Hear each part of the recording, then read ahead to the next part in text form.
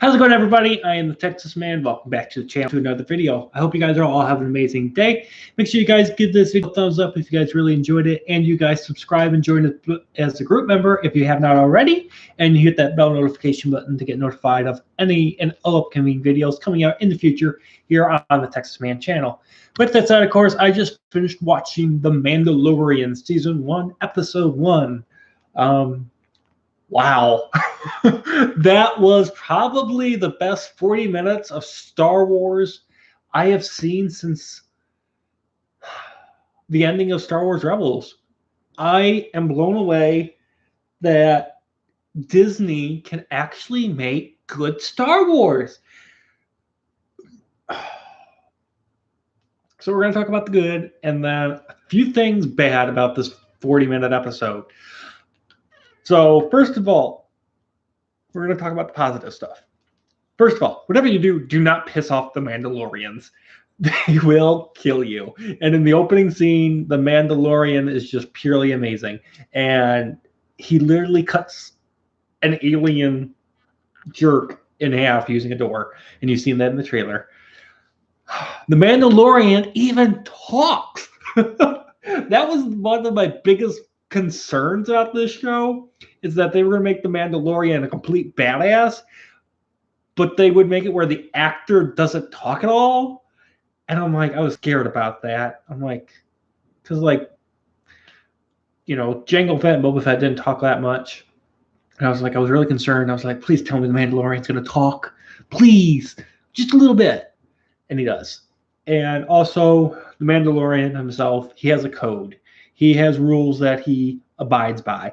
And with the big cliffhanger at the end of this first episode, where you discover this little baby that is from the alien race of Yoda, I was really concerned that they were going to kill it. And I'm really looking forward to the next episode.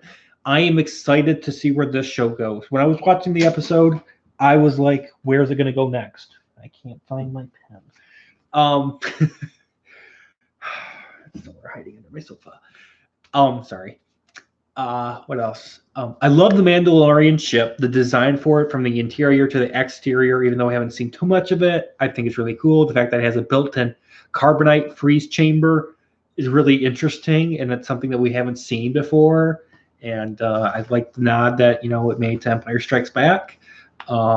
The bounty hunter working with the droid assassin was a really cool idea, and it gets to a point where he ends up, taking out the droid assassin, because the droid assassin is like, no, I was paid a bounty to kill this thing. And of course, the Mandalorian's like, well, I get paid more if the thing gets back to the person I'm getting the bounty from alive. So I'm like, you're dead, droid, because I want my money. And apparently space fuel ain't cheap anymore since the Empire has been dissolved.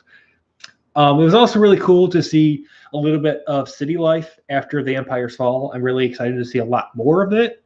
We didn't get a huge glance at it, but I'm thinking in future episodes we will.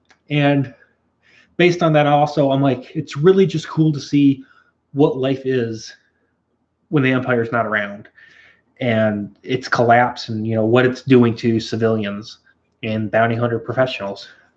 Also, there's a lot of new and old alien creatures, planets, references, and Easter eggs to like Death Watch, Jabba the Hutt, and a bunch of other stuff, and it's really cool.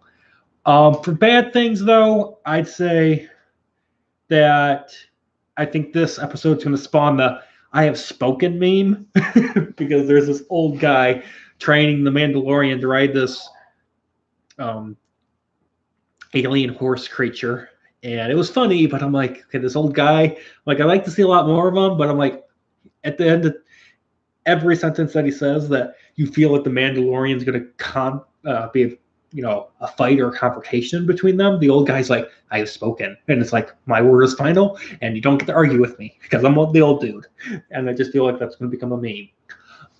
Also, this episode does a good job introducing us to what's going to follow for the rest of the show, but it doesn't tell us anyone's name. We get introduced to a couple characters, but as far as names go, I don't know anyone's name. And I hope the show, they tell us people's names, and we get to learn them and memorize them and be able to say, hey, that person, Mr. Joe over there, is really good at this. I don't want to be where it's a show where I'm like, hey, I know that person. I've seen their face before. They're really good at doing this. I want to be able to say someone's actual name when I'm out in public talking to somebody, like with Clone Wars or Rebels, like, Rax, Ahsoka, Ezra Bridger, Kanan Jarrus, things like that. So that's another negative about this episode. It didn't give character names. I'm like, I don't care that, it doesn't give the Mandalorian main character an actual name, but I'm like, side characters, you kind of need that for the show to be good. Overall, I really had a blast watching this episode.